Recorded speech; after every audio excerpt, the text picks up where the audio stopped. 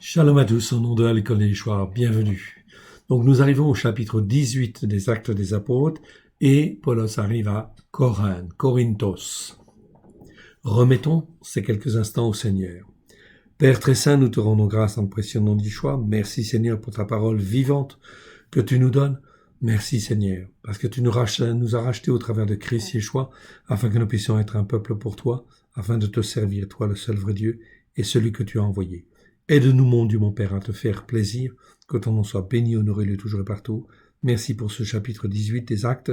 Oui, Seigneur, merci de nous en révéler la largeur, la longueur, la hauteur, la profondeur, à la gloire de ton saint nom.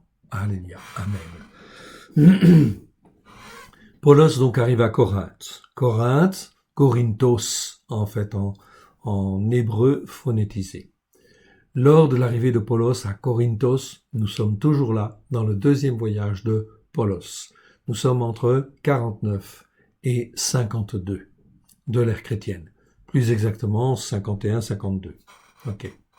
L'épître de Jacob, écrite en 45 de l'ère chrétienne, soit 12 ans après la mort et la résurrection de Yeshua, celui qui est appelé le Christ, est toujours le seul écrit existant de la Brit Hadasha. Il n'y a pas d'autres écrits pour le moment.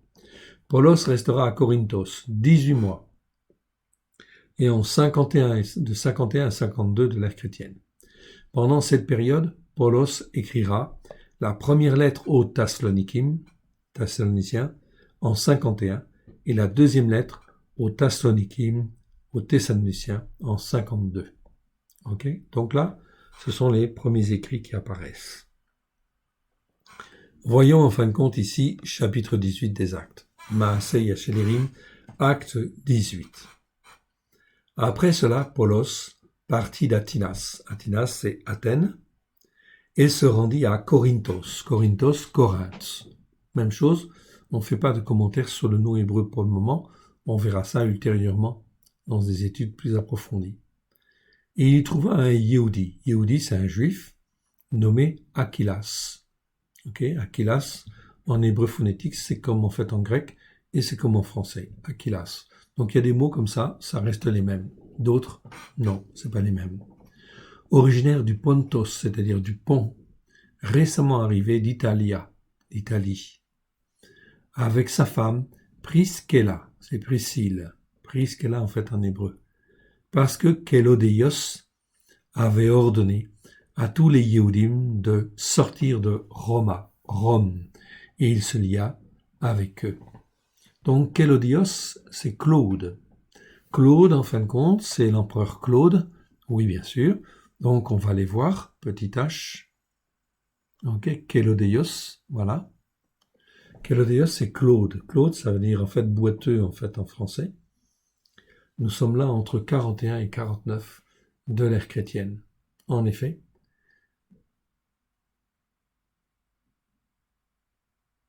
César Claude fut le quatrième empereur. Non, 41 à 54. Voilà. Vous voyez, on a corrigé en même temps. Nous sommes là entre 41 et 54 de l'ère chrétienne. En effet, César Claude fut le quatrième empereur. Il régna du 25 janvier 41 au 13 octobre 54 de l'ère chrétienne. Il régna 13 ans. Il était le neveu de Tibère, faible, versatile. Il devint empereur presque malgré lui et se laissa diriger par de méprisables favoris. Donc il y avait beaucoup de corruption effectivement à Rome. Il octroya toute la terre d'Israël à Hérode Agrippa I parce qu'il avait assisté à Rome au fête du couronnement de l'empereur.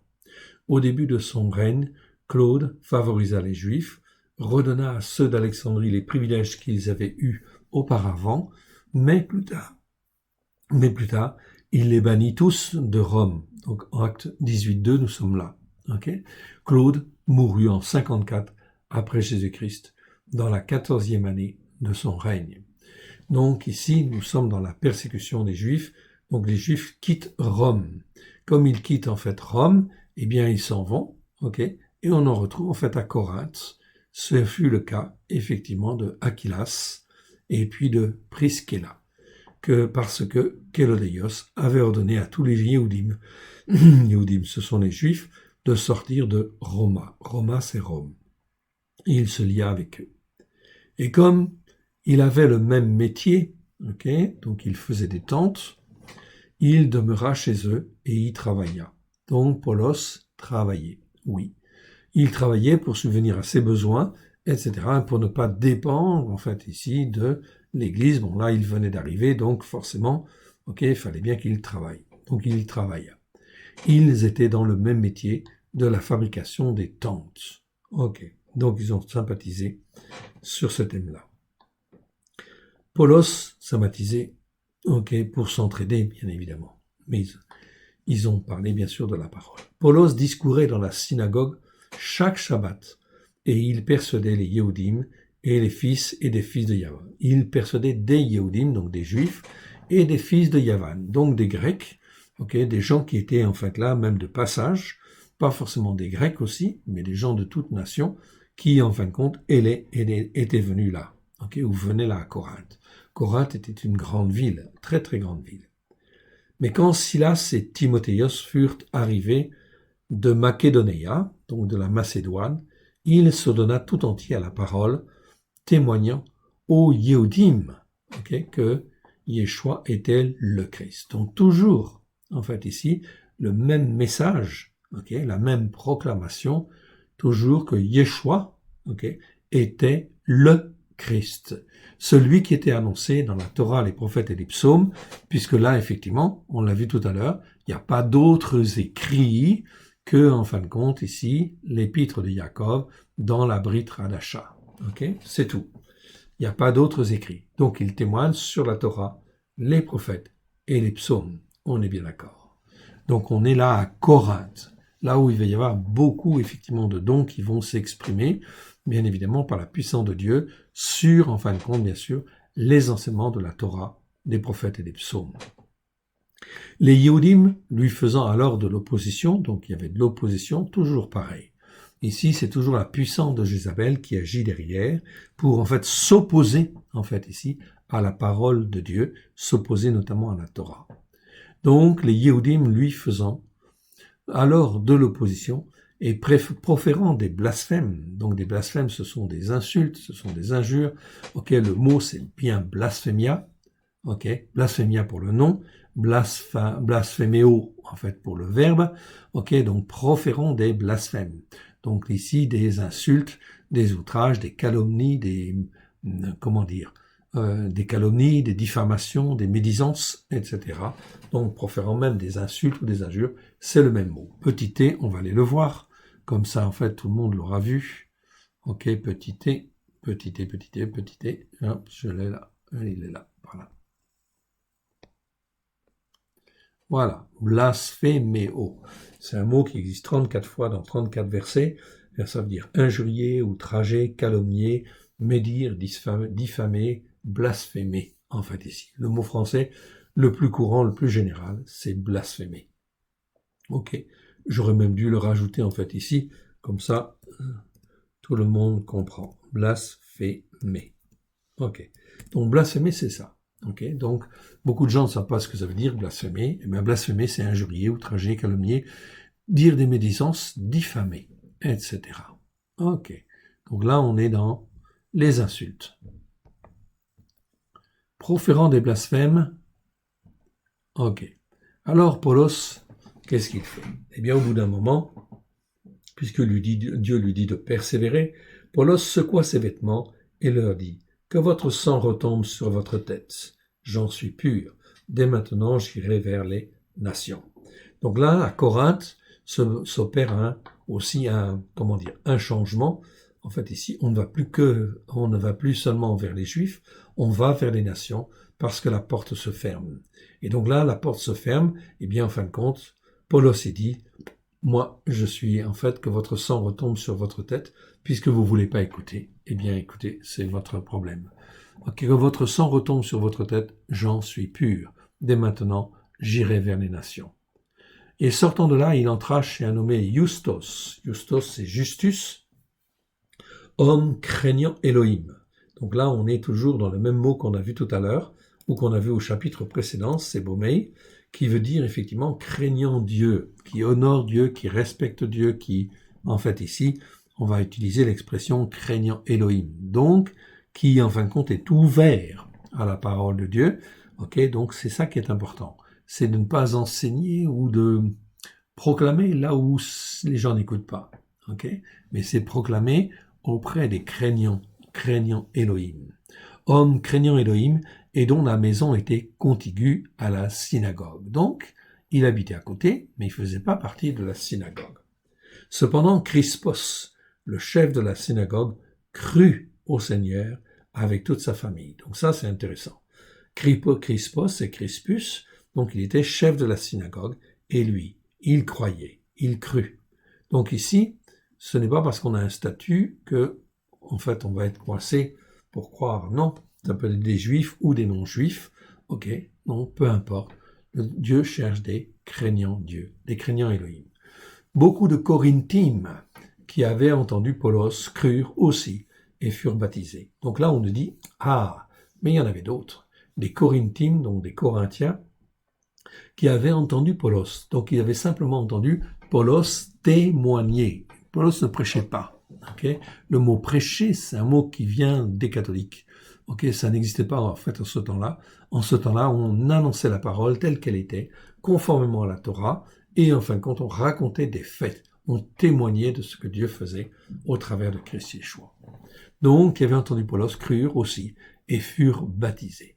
Le Seigneur dit à Paulos, en vision pendant la nuit, ne crains point, mais partage et ne te tais point. Donc ici, voilà donc des encouragements, en fait, de la part du Seigneur.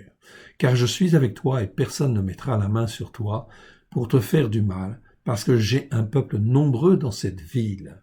Donc ici, Dieu, en fait, ici dit bien à Paulos, j'ai un peuple nombreux dans cette ville, voilà pourquoi tu vas rester un certain temps. Et il va y rester un certain temps, il y demeurera 1 an et 6 mois, 1 an et demi dans la même ville, leur enseignant la parole de Elohim. Quelle parole en fait ici? Bien sûr, la Torah, les prophètes et les psaumes, à la lumière de Yeshua, et il enseigne la parole de Elohim, dans le but de s'attacher au seul Dieu, unique et vrai. Donc le message est très clair, c'est du témoignage, c'est de l'enseignement, tout cela c'est bien. Mais c'est pas de la prédication. Ok, ça c'est important, très important, car on voit beaucoup de prêches, de prédication, on entend en fait un petit peu de la parole de Dieu, et bien souvent ensuite, c'est simplement la vie des hommes, mais il y a peu de paroles. Du temps de Galion, du temps où Galion était proconsul de l'Araïa, les Yéhoudim se soulevèrent unanimement contre Paulos et le menèrent devant le tribunal, en disant « Cet homme-là même excite les gens à craindre Elohim d'une manière contraire à la Torah. » Donc est-ce que c'était contraire à la Torah ce qu'il faisait? Non, mais les accusations sont là, en fait ici. Donc, il suscite Galion. Galion, on va aller voir. Donc Galion, ça existe que 3 fois dans les Écritures. Il devint proconsul de l'Achaïe. On dit l'Araïe normalement, enfin l'Achaïe, en grec on doit dire l'Achaïe, à partir de l'été 51, de l'ère chrétienne. Donc on voit bien qu'il devient proconsul. Donc on voit bien que, en fait, Paulos, il a été 18 mois en fin de compte à Corinthe. Donc c'est à partir que Galion, quand Galion devint le proconsul, puisqu'en fait c'était l'été 51 et il est resté jusqu'en 52. Donc ça fait 18 mois. La tradition chrétienne fait de cet épisode pour inventer des rivalités entre les juifs et les chrétiens de l'époque. Il n'en est rien quand on le voit, car il s'agit au contraire de message authentique de Christ et de ses disciples juifs qui n'est pas accepté par les juifs de la tradition. Donc les juifs qui croyaient, qui en fait craignaient Elohim, ceux-là y croyaient. Mais en réalité ici, on est bien en fin de compte dans notre opposition entre les juifs de la tradition et effectivement le message en fin de compte de Christ qui est sur la Torah. Les prophètes et les psaumes. Il s'agit au contraire du message authentique de Christ et de ses disciples juifs qui n'est pas accepté par les juifs de la tradition. Il ne s'agit nullement absolument pas de rivalité entre les Juifs et les chrétiens de la tradition de Constantin, car ceci n'existait pas, en fait, ici. Les chrétiens de Constantin n'existaient pas, en fait, à ce moment-là. On est bien d'accord, okay, puisque Constantin, c'est au IVe siècle. Donc, il n'y a pas d'opposition, en fin de compte, ici, à mettre en avant entre les Juifs et les chrétiens. Non. Okay. Tout au moins, la chrétienté de Constantin n'a pas, en fin de compte, à utiliser cet argument en disant « Voyez les disputes qu'il y avait entre les chrétiens et les Juifs ». Non, en fait, ici. Là, les Juifs qui sont là et les chrétiens de cette époque-là, c'est pas les chrétiens de Constantin, ce sont les chrétiens qui sont sur les racines hébraïques de la foi. Donc, sur la Torah, les prophètes et les psaumes. Il ne s'agit donc absolument pas d'une rivalité entre les Juifs et le monde chrétien de la tradition de Constantin, car ceci n'existait pas. Son frère Sénèque parle avec affection et respect de Galion. Donc Galion, c'était donc certainement, une autorité romaine qui était élevée dans le stoïcisme, etc. Okay, mais en fin de compte, il était quelqu'un de relativement juste. Il était connu pour sa douceur de caractère. En fait, il n'est pas avec affection et respect, donc son frère Sénèque parle avec respect de Galion.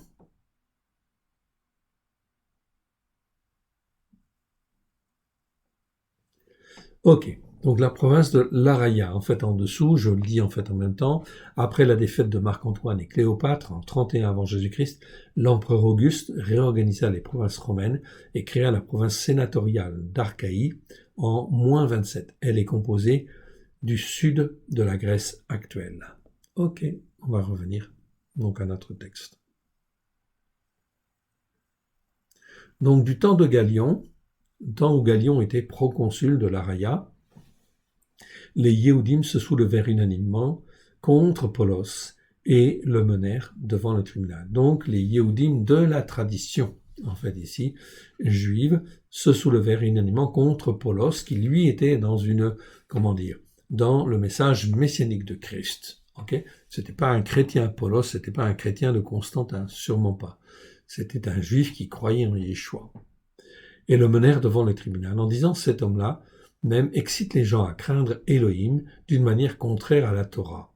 Polos allait ouvrir la bouche lorsque Galion dit aux Yehudim, dit aux Juifs de la tradition, s'il s'agissait de quelque injustice ou de quelque action méchante sous l'influence de démons, de mauvais esprits, etc., je vous écouterai comme de raison aux Yehudim.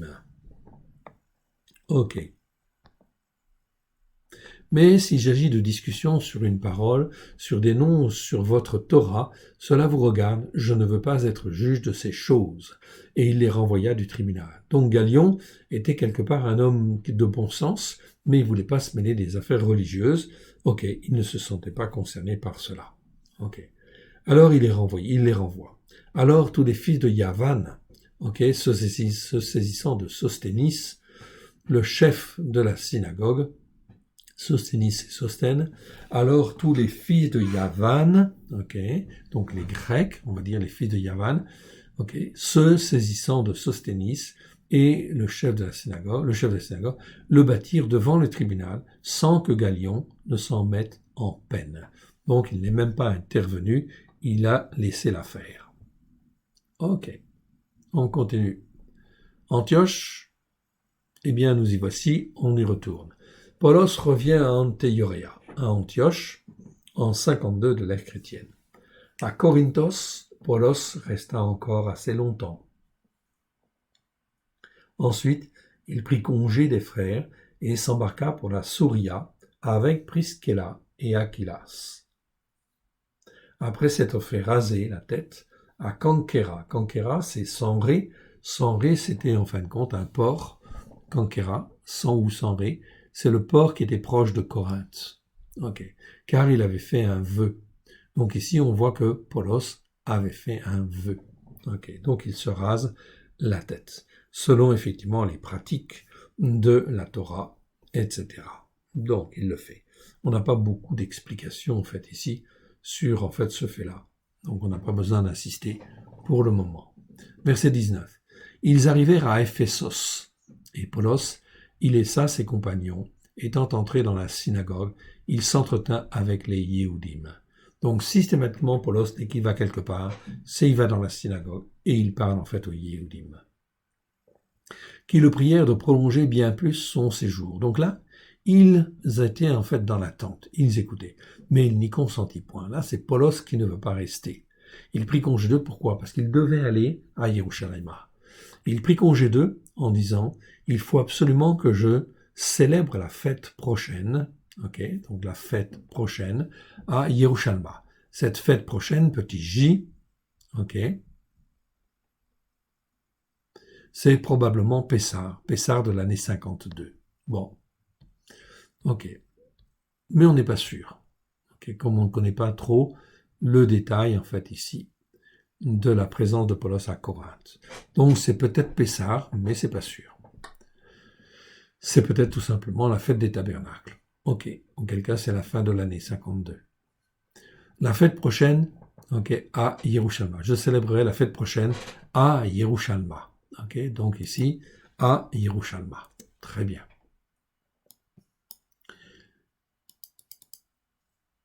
À Yerushalayim.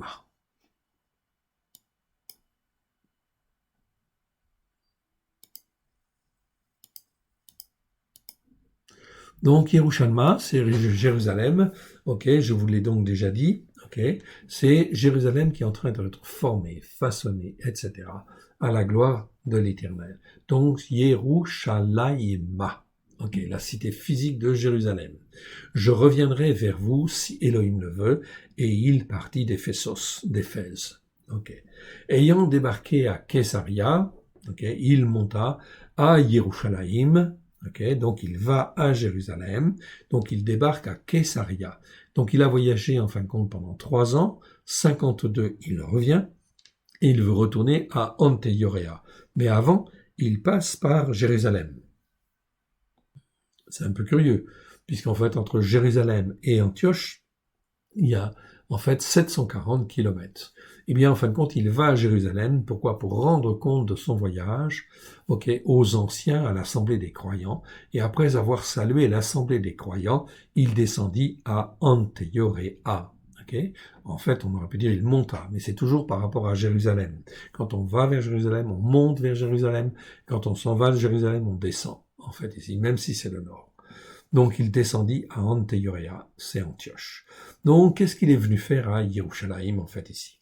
Eh bien, il est venu rendre compte aussi. Pourquoi? Parce que le responsable, ici, de l'Assemblée des Messianiques de Jérusalem, c'est Yaakov. Donc, il est passé voir Yaakov, il lui a dit bonjour, etc. Il lui a fait un petit rapport, et il est remonté, en fait, aussi, à Antioréa. Pourquoi, en fait, il fait un rapport à Yaakov, le frère de Yeshua? Tout simplement parce que Yaakov, le frère de Yeshua, est le responsable à l'époque. C'est le premier évêque.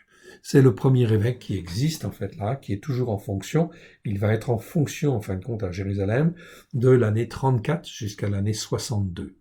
Donc, effectivement, pendant tout ce temps-là, c'est Yaakov qui est le principal, le frère de Yeshua, qui est le principal, en fin de compte, responsable des croyants partout. Même dans l'évangélisation, ça se passe en fait comme ça. Donc on se réfère toujours à Yaakov, le frère de Yeshua.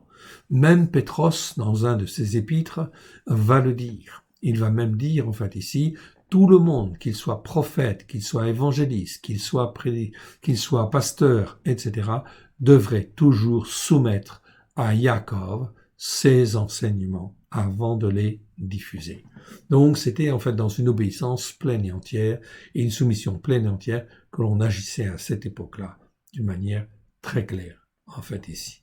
Donc c'est pas dit d'une manière très claire qu'il est venu voir Yaakov, mais c'est bien ça évidemment, qu'on connaît un petit peu les Écritures et comment ça fonctionne à l'époque, ça ne peut pas être autrement. C'est bien comme ça. On continue. Et là, on arrive au 3e voyage. 3e voyage de Paulos. Donc, il va repartir, il va rester à Antioche un certain temps, et puis il va repartir. Donc, 3e voyage de Paulos, de 53 à 57 de l'ère chrétienne. Les écrits disponibles de la Brit Hadasha sont maintenant l'épître de Yaakov, écrite en 45 de l'ère chrétienne. L'épître aux Thessalonikiens, c'est-à-dire les Thessaloniciens, la première épître aux Thessaloniciens, qui est écrite en 51 de l'ère chrétienne. Pardon. Et la deuxième épître aux Thessaloniciens, qui est écrite en 52 de l'ère chrétienne. Au cours de ce troisième voyage, les écrits suivants vont paraître. Donc l'épître aux Galatimes, en 54 de l'ère chrétienne, la première épître aux Corinthiens, en 56 de l'ère chrétienne, et la deuxième épître aux Corinthiens, en 57 de l'ère chrétienne. Donc ça va se passer pendant ce voyage-là. Donc on commence à avoir un petit peu plus d'écrits de la Brit Hadasha. Ici, en fin de compte, ce qu'on constate, nous sommes en 53, ok? Donc 53, eh bien, en fait, nous sommes 20 ans. 20 ans après la mort et la résurrection de Yeshua. Ok. Les disciples enseignent toujours la bonne nouvelle du règne de Elohim par la puissance du Saint-Esprit, sur la Torah, par la puissance de l'Esprit Saint, sur la Torah, les prophètes et les psaumes, avec grâce et vérité, au travers de Yeshua, celui qui est appelé le Christ. Donc c'est vraiment très clair, il faut bien comprendre ça. 20 ans après la mort et la résurrection de Yeshua, donc il n'y a pas de Nouveau Testament, ça n'existe pas. Il y a quelques lettres qui sont écrites, donc on enseigne toujours sur la Torah, les prophètes et les psaumes.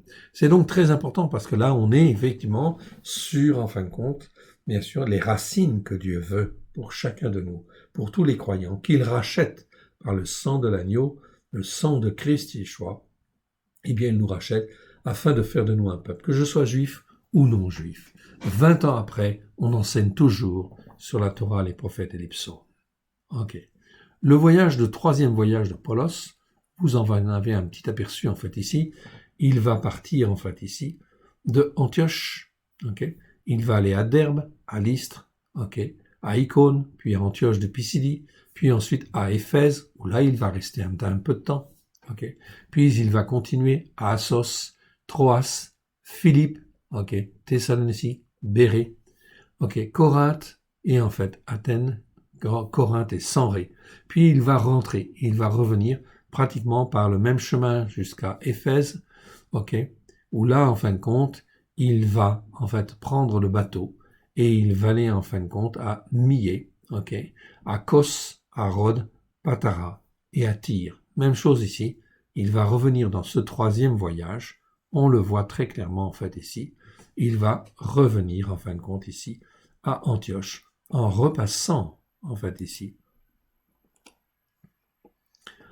en repassant par Jérusalem. Ok, voilà, je retrouve ma carte quand même, ok, 18. 30 secondes, j'y arrive. Voilà. 18. Et je retrouve ma carte. 30 secondes, on y arrive. Voilà, troisième voyage. Ok, on y arrive là. Voilà, donc ici, on est sur notre carte. Donc on voit dans cette carte-là que effectivement, au troisième voyage, donc Paulos parle de Antioche, et puis il fait tout son parcours, et il va revenir, il ne revient pas à Antioche, il aurait pu revenir à Antioche. Non, il fait le détour, en fin de compte, par Jérusalem. Toujours, chacun de ces voyages, après chaque voyage, il va voir, en fin de compte, Yaakov, le frère de Yeshua, qui est le responsable, qui est l'évêque des évêques, en fait ici, au 1er siècle, à Jérusalem. Donc il va rendre compte là-bas. Écoutons ce passage. Lorsqu'il eut passé quelque temps à Antéioréa, Paulos se mit en route et parcourut successivement la Galatéia, donc c'est la Galatie, la Pérouguéia, okay, en fortifiant tous les disciples. Donc il continue, il revient, il entretient, évidemment, okay, les disciples. Apollos démontrait, d'après les Écritures, que Yeshua est le Christ. Donc, un Yéhoudi, un Juif, nommé Apollos, originaire et natif d'Alexandria, okay, c'est à Alexandrie, donc la même chose pour les noms, ils sont dans phonétique hébreu, on ne va pas étudier ça pour le moment, okay, ça fait partie des enseignements à venir, okay, d'Alexandria, okay, donc on verra les significations de ces mots-là. homme éloquent et versé dans les Écritures, va à Éphésos. Donc, Apollos, il arrive à Éphésos. Celui-là même dont on parle là était instruit dans la voie de l'Éternel. Très bien. Ok.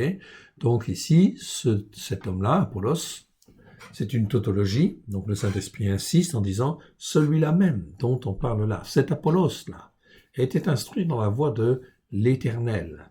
Ok. Yod et Vavé. Donc ici, c'est la voix de l'Éternel. C'est pas la voix du Seigneur. Hein. Ça, ce sont des déformations qui sont dues, en fin de compte, à la théologie de remplacement et aux traducteurs qui sont dans la pensée grecque et qui utilisaient, en fait, la Septante, comme outil de base, ne sachant pas l'hébreu. Effectivement, donc tous ces traducteurs qui n'ont aucune connaissance de l'hébreu, eh bien, ils ne savaient pas dire, ils disaient toujours Seigneur, en fait, tout simplement. Mais en réalité, ils ne connaissaient pas l'hébreu, ils ne connaissaient pas la pensée hébraïque. C'est pour ça qu'il faut que nos traductions, elles évoluent encore mieux, encore plus dans, en fin de compte, la pensée hébraïque. Donc, cet homme-là, Apollos, il était instruit dans la voie de l'Éternel et fervent d'esprit. Il partageait et enseignait avec exactitude en ce qui concerne Yeshua. Donc, il enseignait les choses justes, quelque part. Bien qu'il ne connaissait que le baptême de Yohanan. Donc, il ne connaissait pas le baptême du Saint-Esprit, il connaissait seulement le baptême d'eau. Okay? Et pourtant, il était zélé, mais bien zélé, en fin de compte, sur la Torah, les prophètes et les psaumes. Celui-là même dont on parle là, donc encore toujours une tautologie, donc cet Apollos-là, où le Saint-Esprit insiste, se mit à parler franchement avec assurance, plutôt que librement, en fait, ici, ou plutôt que prêcher aussi, donc à parler franchement, avec assurance, dans la synagogue. Aquilas et Priscilla, l'ayant entendu, le prirent avec eux et lui exposèrent très précisément. Donc il fallait aussi avoir un complément d'information par rapport à ce qu'il enseignait. Ce qu'il disait, c'était pas faux, mais ça devait aller plus loin, très précisément ici. Donc ça, c'est un mot très important qu'on va retrouver, la voix de Ha Elohim. La volonté de Dieu ou la voix en fin de compte, parce qu'Aquilas et Priscilla la connaissaient en fin de compte, puisqu'ils étaient avec Apollos. Ils avaient été enseignés très correctement. Maintenant, Aquilas et Priscilla, effectivement, vont en parler. Je reviens sur le mot très précisément. Très précisément, petit p, je vais vous le montrer.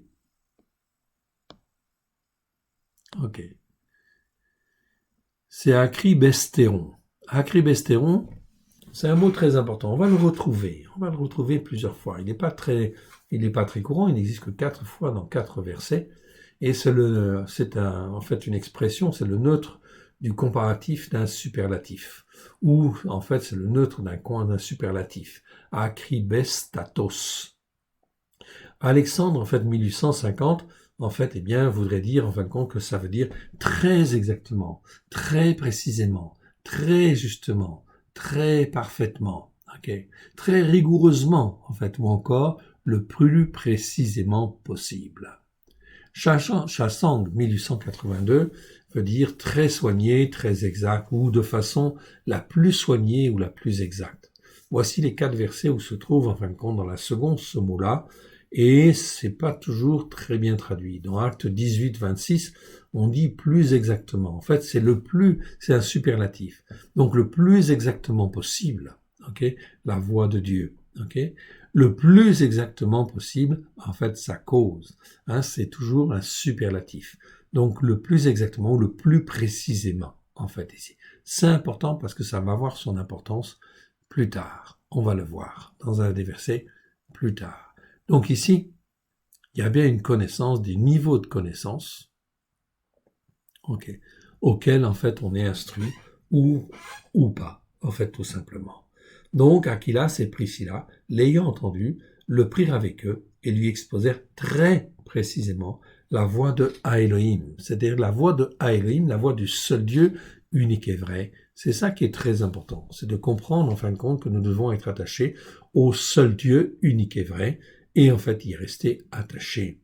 Ok, cette voie-là dont je vous parlais, en fait, ici dans la présentation du Nouveau Testament que nous avons fait sur les racines hébraïques de la foi, c'est très important. C'est d'être très précisément enseigné sur la voie de Elohim, là où il veut que l'on marche, pour que l'on soit sur la montagne de Tzion et non pas sur n'importe quelle montagne spirituelle.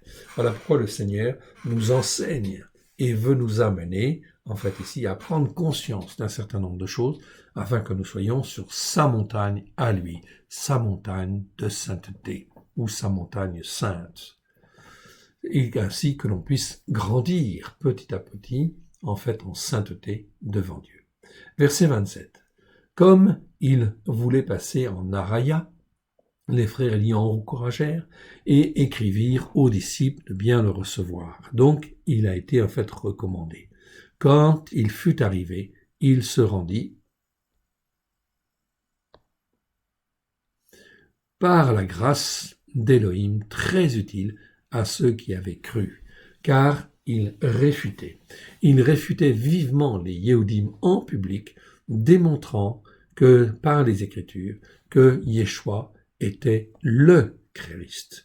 Donc maintenant, en fin de compte, il était, instruit, suffisamment instruit. C'était un homme zélé, en fait, cet Apollos. Et en fin de compte, ici, il réfutait vivement les Yehudim parce qu'il avait de quoi. En fait, ici, il avait les arguments.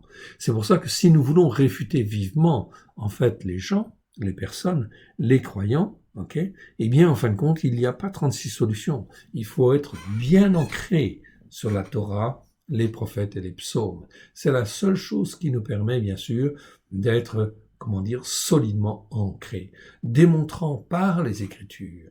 Donc, démontrant par les Écritures que Yeshua est le Christ. Quelles Écritures? Bien sûr, la Torah, les prophètes et les psaumes. Donc ça, c'est très important. Donc c'est une connaissance très précise qui est là et qui était utilisée par Yeshua et par les disciples, en fait, à l'époque. C'était de connaître, en fait, la présence de Christ dans la Torah, les prophètes et les psaumes, qui explique tout ce qu'il est pour accréditer, en fait, la nouvelle alliance, l'alliance nouvelle, qui consiste à écrire la Torah dans le cœur, en fait, des hommes et des femmes. Si on ne fait pas ça, eh bien, on va se retrouver avec un autre évangile qui va enseigner des choses différentes, et ça ne va pas, en fait, enseigner sur la Torah, les prophètes et les psaumes. Ça ne va pas enseigner que le Christ, en fin de compte, était dans la Torah, les prophètes et les psaumes.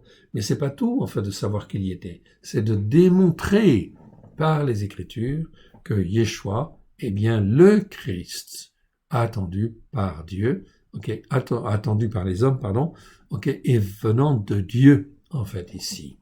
Venant de l'éternel Dieu, afin que les hommes et les femmes soient instruits comme il convient sur la Torah, les prophètes et les psaumes. C'est donc là quelque chose de très important. C'est pour ça qu'il faut revoir, en fait, ici, quelque part, toute l'éducation des pasteurs, des évangéliques, des prophètes, tous les hommes, en fin de compte, de Dieu, qui se disent hommes de Dieu, est-ce qu'ils sont enseignés exactement, très précisément, sur la connaissance, en fin de compte, de ce Christ-là, sur la Torah, les prophètes et les psaumes? Car, mon frère, ma sœur, si, en fait, cela enseigne, mais n'enseigne pas le Christ dans la Torah, les prophètes et les psaumes, quel Christ vont-ils annoncer? Un Christ occidentalisé? Un Christ, en fait, qui n'est pas le Christ de Dieu, en fait, en réalité, qui n'est pas le Christ hébreu. Or, c'est extrêmement important de ne jamais renier les racines, et c'est très important lorsque l'on témoigne, de témoigner de ce que Dieu fait, et non pas de ce que les hommes font. C'est donc extrêmement important parce que là, c'est une remise en cause de toute la théologie, en fin de compte, mise en place par Rome, et par l'empereur romain Constantin, puisque eux n'enseignent pas que Yeshua est le Christ. Ils ne démontrent pas par les Écritures que Yeshua est le Christ. Il leur manque donc toute une connaissance de base qui, en fin de compte, fait toute la différence. Oui, bien sûr. C'est là où on est dans le problème crucial de l'enseignement. Voilà pourquoi il faudrait que toutes, en fait, ici, les pasteurs, les prophètes, les responsables, les prêtres, en fait, repassent un cours, etc., justement pour être enseignés sur la présence de Yeshua dans, en fin de compte, la Torah, les prophètes et les psaumes. C'est pour ça que nous avons fait cet enseignement aussi, qui se trouve sur notre site www.l'école de Yeshua. Okay. Et là, effectivement, vous pouvez vous inscrire et il y a effectivement en fait l'enseignement sur en fait la présence de Yeshua dans la Torah, les prophètes et les psaumes. Et ça, c'est important. Et cette connaissance-là, elle est fondamentale parce qu'elle permet d'ancrer la foi des croyants sur la Torah, les prophètes et les psaumes, comme le faisaient les disciples au premier siècle. Ok? Apollos, eh bien, il est dit de lui, car il réfutait vivement les Yéhoudim en public, démontrant par les Écritures que le Yeshua était le Christ, n'était pas Christ, mais était le Christ.